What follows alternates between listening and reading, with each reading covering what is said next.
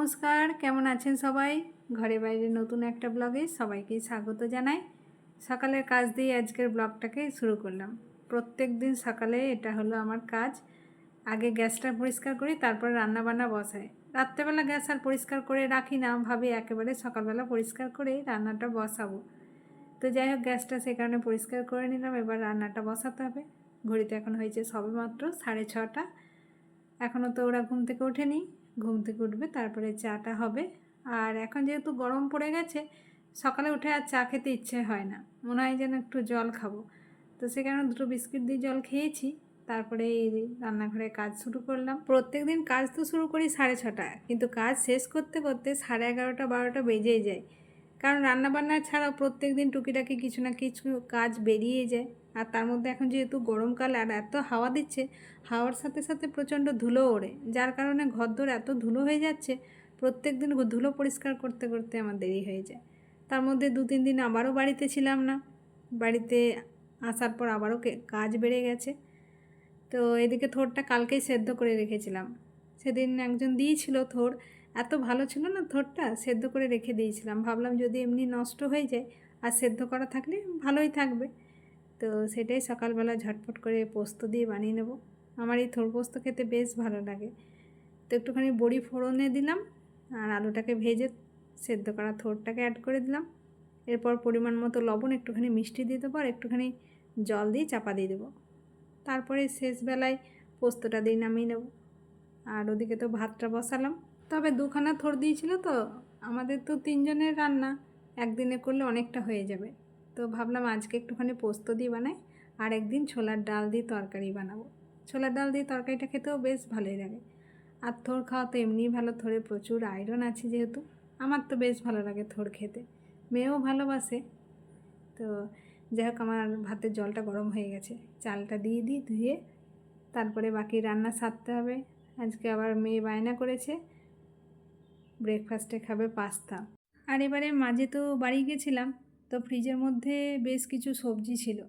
এর আগে যতবারই বাড়ি গেছি ফ্রিজ ট্রিজ পরিষ্কার করে দিয়েই গেছি, ফ্রিজ বন্ধ করে। কিন্তু এবারে যেহেতু সবজিগুলো ছিল, আর ফ্রিজটা বন্ধ করতে পারিনি। তো যাই হোক, সবজিগুলো এমনি মোটামুটি সবই ঠিক আছে, শুধু দেখলাম পটলগুলোই খারাপ হয়ে গেছে। জানি না কেন পটল খুব তাড়াতাড়ি নষ্ট হয়ে যায়, আমার মনে হয় যেন রং দেওয়া থাকে। 2-4 দিন হলেই পটলগুলো কীরকম একটা হলদে হলদে হয়ে যায়। তো সেরকমই হয়েছিল। যাই হোক, পটলগুলো তো এসেই করে ফেলেছিলাম, আর বাকি যে সব সবজি আছে সেগুলো অল্প অল্প করে শেষ করতে হবে।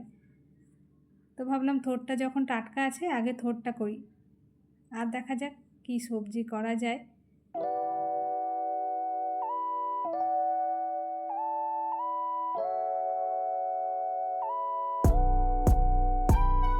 এই গরমকালে মনে হয় সকাল সকাল কাজগুলো সেরে নিলে বেশ ভালো। বেলা হয়ে গেলে আর কিন্তু কাজ করতে ভালো লাগে না। শীতকালে আবার উল্টো, শীতকালে সকালবেলা যেন বেশি ঠান্ডা লাগে, মনে হয় যেন একটু বেলা হোক তারপরেই কাজ করব। তো যাই হোক, এদিকে পোস্তটা তো আমার হয়ে গেল। আর আমাদের মা আর মেয়ের জন্য ব্রেকফাস্টে হচ্ছে পাস্তা। তবে পাস্তাটা একটু তাড়াতাড়ি বানালে মাঝিবাবু অফিসে নিয়ে যেতে পারতো, কিন্তু এখন প্রত্যেক দিনই তাড়াতাড়ি অফিসে যাচ্ছে। তো সে কারণে ও বললো না, আর আমার দাঁড়ালে হবে না, তোমরাই খাও। তো যাই হোক, ও খেয়ে দিয়ে তো বেরিয়ে পড়েছে।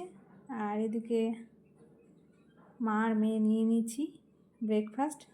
চলুন ব্রেকফাস্টটা করে নিই, তারপরে বাকি কাজ সারবো। কী পরিমাণ হাওয়া দিচ্ছে ওপরে ছাদে। প্রত্যেক দিনের মতো আজকেও এসেছি এই যে গাছে জল দিতে। গাছে জল টল দেওয়া হয়ে গেছে। তো বাইরের ওয়েদারটা বেশ সুন্দর, ঠান্ডা ঠান্ডা হাওয়া। এই হাওয়ার জন্য চুলগুলো একেবারে এলোমেলো হয়ে যাচ্ছে। চুল আঁচড়াই ওপরে আসলাম, মনে হচ্ছে যেন চুল আঁচড়াইনি। হাওয়াতে একেবারে চুলের 12টা বাজিয়ে দিল। যাই হোক, আবার গিয়ে আঁচড়াতে হবে, সন্ধে টন্ধে দিয়ে দেবো। তারপরে তো আবার মেয়েকে নিয়ে বেরোতে হবে, পড়া আছে, তো তখন আঁচড়ে নেবো আরেকবার।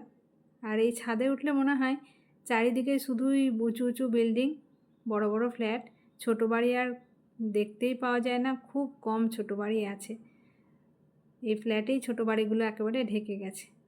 তো যাই হোক, ভাবলাম পুদিনা পাতাগুলো বেশ বড় বড় হয়েছে, একটুখানি তুলে নিয়ে যায়। এই তো বাড়ি গেলাম, তার আগেই পুদিনা পাতাগুলো সব তুলে নেওয়া হয়েছিল। আবারও দেখছি বেশ বড় বড় হয়ে গেছে। যাই হোক, বেশি তুলব না, অল্প একটু করে তুলব। আর এই তুলতে তুলতে এত সুন্দর পুদিনা পাতার সেন্ট ছাড়ছে কি বলবো। ছাদে থেকে এসে সন্ধে দিয়ে এই যে বসেছি হরলিক্স আর বিস্কিট নিয়ে। মেয়ে বানিয়ে রেখেছিল, মেয়েও খাচ্ছে, সাথে আমিও খেয়ে নিচ্ছি। ওকে আবার টিউশনে দিতে যাব, 7টা থেকে পড়া আছে।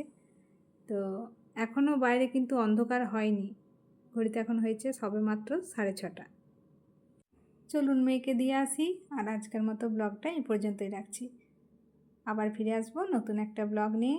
আপনারা সবাই সুস্থ থাকবেন, ভালো থাকবেন, সাবধানে থাকবেন। দেখা হবে খুব শীঘ্রই পরের একটা ব্লগে। Bye, good night.